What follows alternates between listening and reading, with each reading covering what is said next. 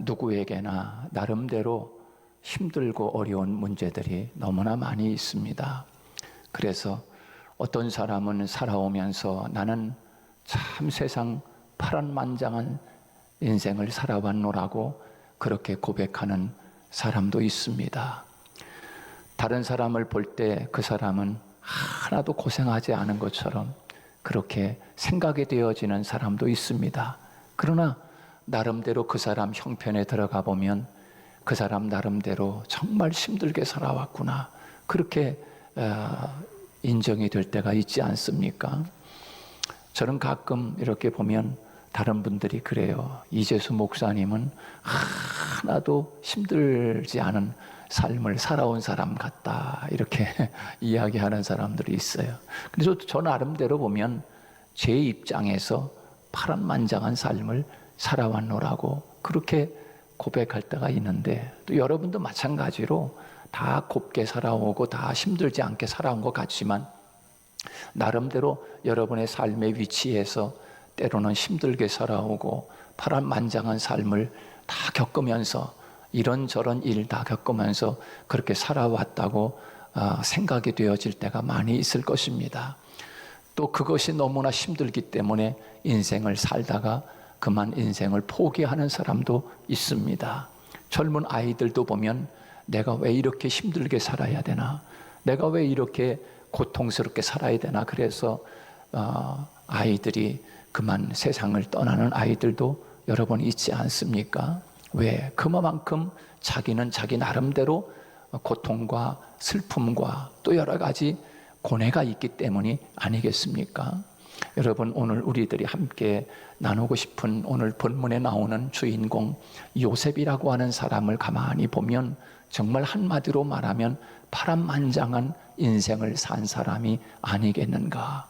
물론 애굽 나라의 국무총리가 되는 참 해피엔딩의 아름다운 모습도 보지만, 그러나 그 과정이 되기까지 얼마나 요셉에게 있어서는 큰 아픔과 파란만장한 인생의 삶을 살았는지 우리들이 너무나 잘 알고 있지 않습니까? 요셉은요, 엄마가 일찍 세상을 떠났습니다. 너처럼 형들은 다 부모님이 있고 엄마가 있는데 요셉은 요셉의 엄마가 일찍 세상을 떠났어요. 그러니까는 여러분, 가정에 여러 형제들이 많이 있지만 배다른 형제들이기 때문에 얼마나 어려움 속에 이 요셉이 어려서부터 살았겠는가, 그런 생각을 해보게 됩니다.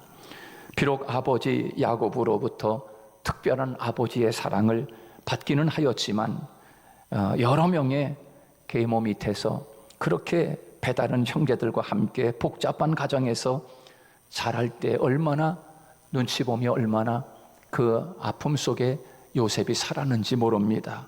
형제들보다도 늘 소외당하는 그런 어린 시절, 그럼에도 불구하고 실망하지 않고 요셉은 애굽 시위대장 거기로 또 팔려가는, 인신매매를 당하기도 하는 그런 아픔도 당하기도 하고, 뿐만 아니라 그 시위대장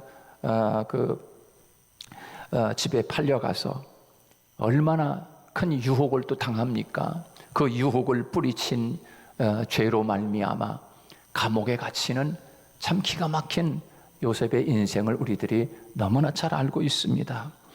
그렇습니다. 요셉은 그 감옥에서 그렇게 누명을 쓰고 감옥에 가지만 그 자리에서도 요셉은 변함없는 아름다운 마음을 지니고 있습니다. 그래서 어려운 사람들을 바라보면 그들을 도와주기도 하고, 그리고 요셉의 도움을 받은 그런 술 맡은 관원장은 그 은혜를 다 잊어버리고 말지 않습니까?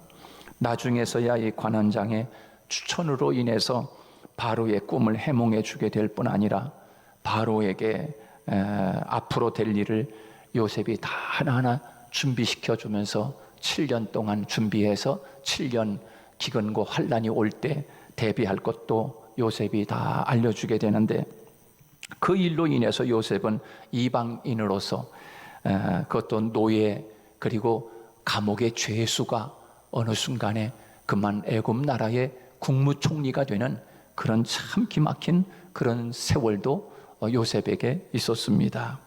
그런데 여러분 보세요.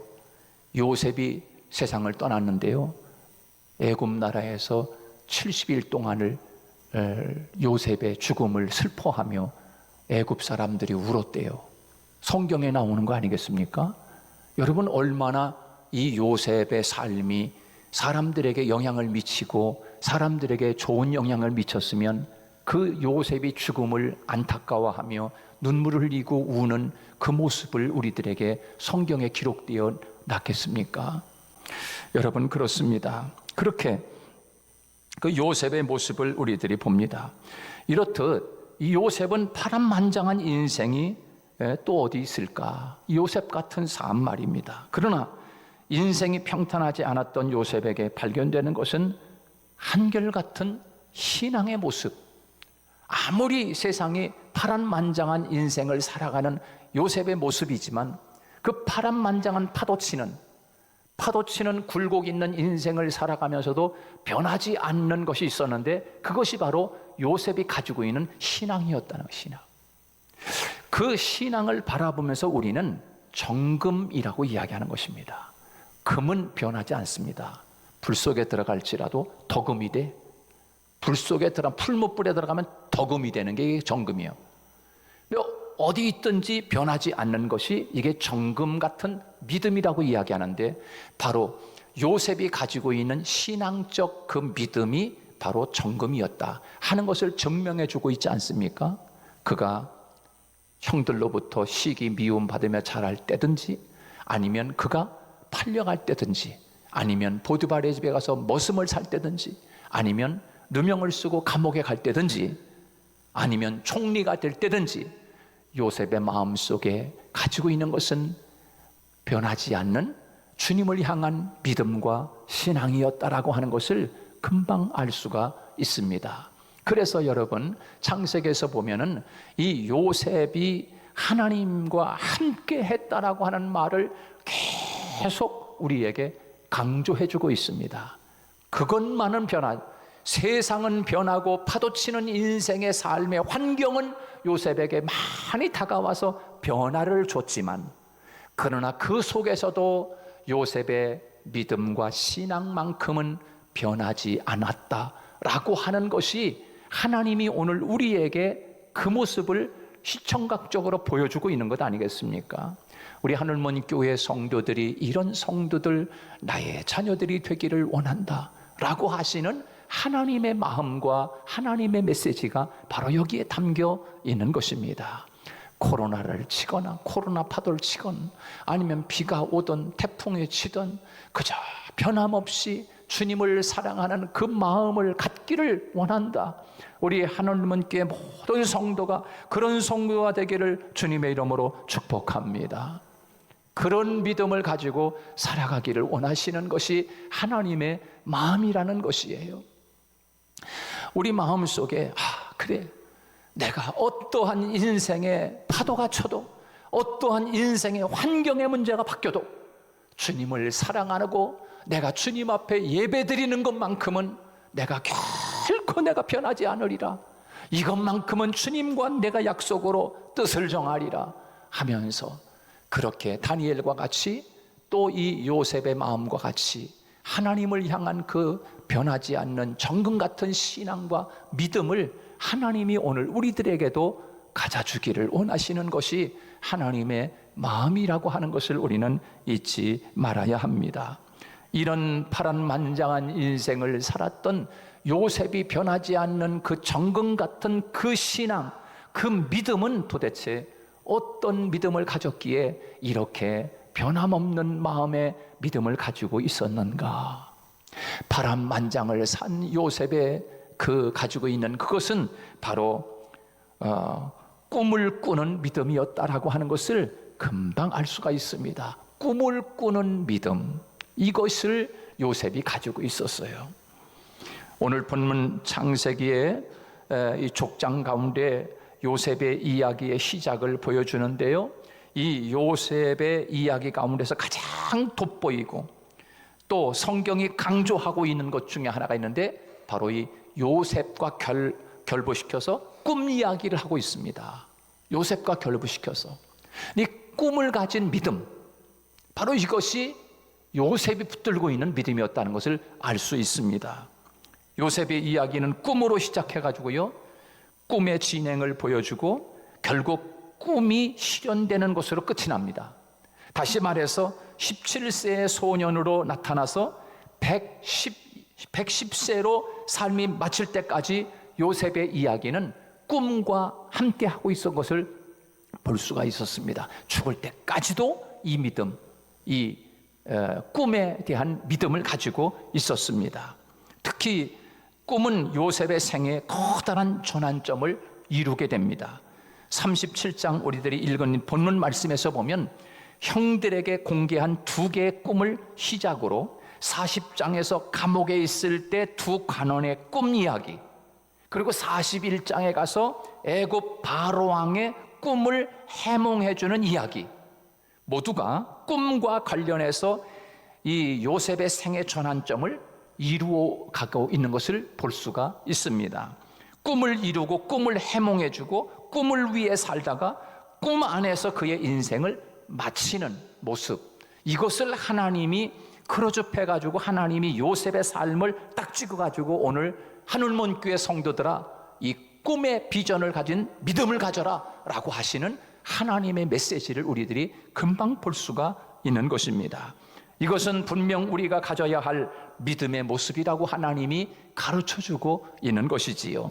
꿈을 갖는 것이 결국 믿음이라고 하는 것을 하나님은 우리에게 말씀하고 싶어 하시는 것입니다. 하나님은 처음부터 꿈을 갖게 하셨습니다.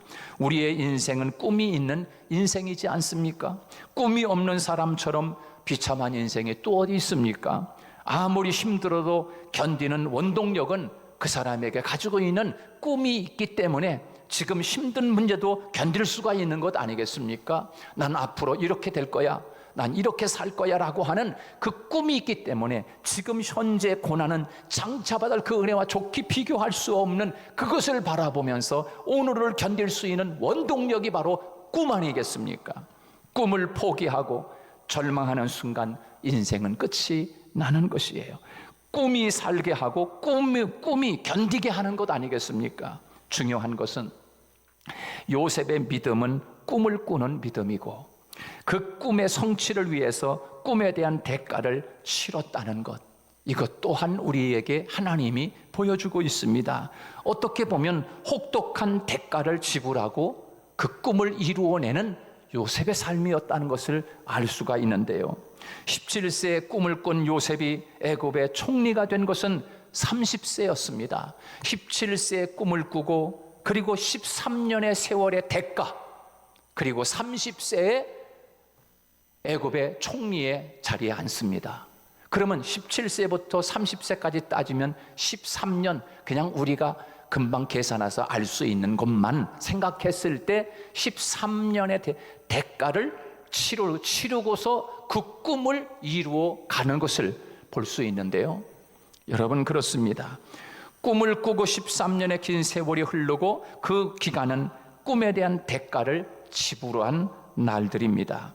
성경의 인물 가운데 요셉만큼 파란만장한 인생을 산 사람이 또 어디 있겠습니까? 물론 많이 있지요. 그러나 정말 이 요셉은 그런 삶을 살았어요.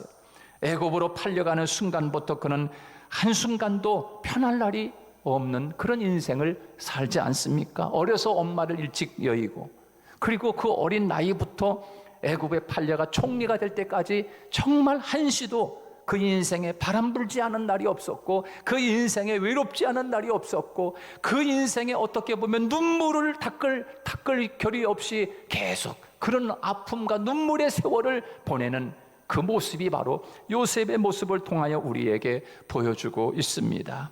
이 과정 없이 요셉은 요셉이 아닙니다.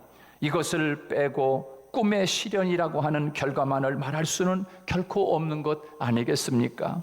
요셉은 꿈을 위해서 대가를 치렀고 남보다 열심히 주어진 상황에 충실하는 인생을 산 사람이 바로 요셉이었습니다. 우리가 이것을 알아야 합니다. 저절로 꿈이 이루어진다는 것이 아니라는 사실 말입니다. 요셉처럼 꿈을 꾸는 자, 비전을 갖는 자가 되시기를 주님의 이름으로 축복합니다. 개인과 가정은 물론이고 교회도 마찬가지입니다. 우리 교회도 그런 비전과 꿈을 가져야 되는 거지요.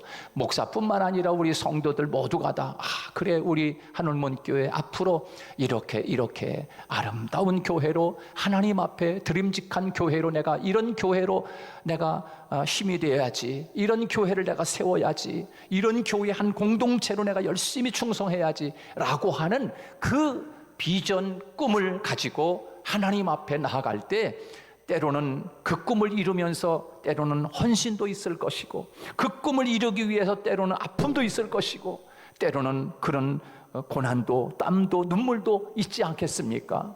그러나 그것을 하나님 앞에 드린다면 얼마나 아름다운 인생을 사는 것이겠습니까?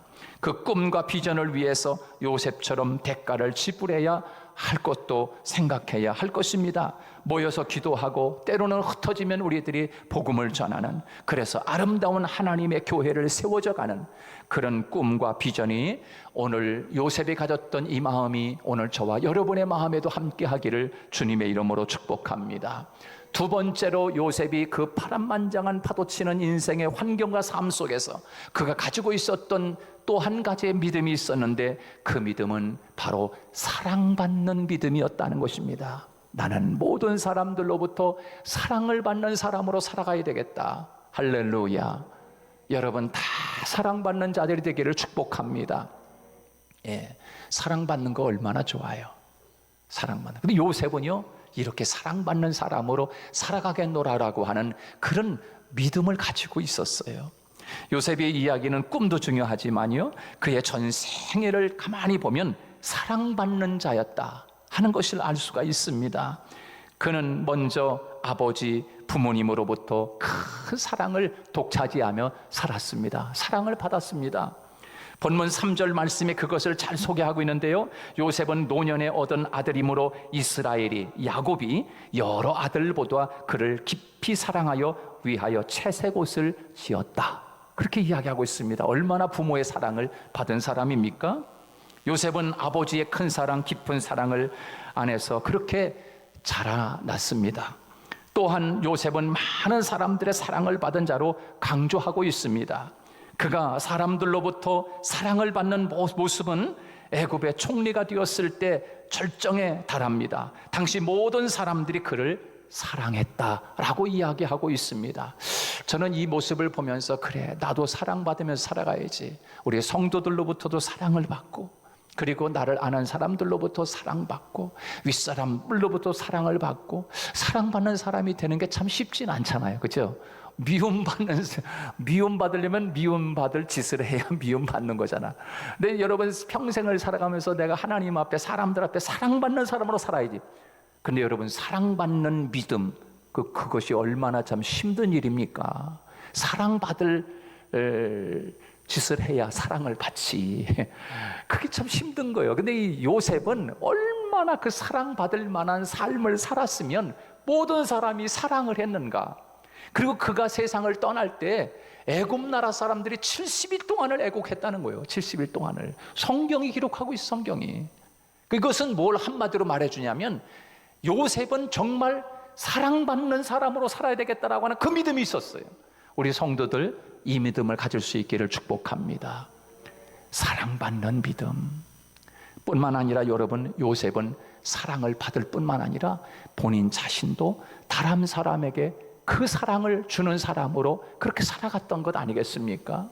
얼마나 아름다운 모습인지 모르겠어요. 하나님이 우리 한울문교회 성도들에게 그런 믿음을 가져주기를 원하는 마음이 제 마음속에 너무나 간절한 거예요.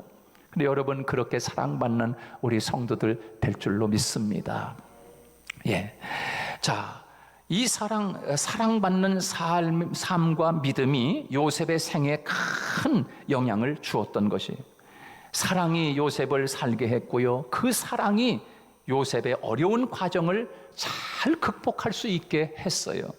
꿈을 이루는 원동력이 바로 그 사랑받는 데서 큰 힘이 됐던 것을 알 수가 있습니다. 또 역시 중요한 것은 사랑을 받기 위해서 그런 사랑을 받을 만한 행동과 모습을 가지고 있었던 것도 알 수가 있습니다. 요셉은 부모가 자기를 사랑하는 만큼 기대를 저버리지 않았어요.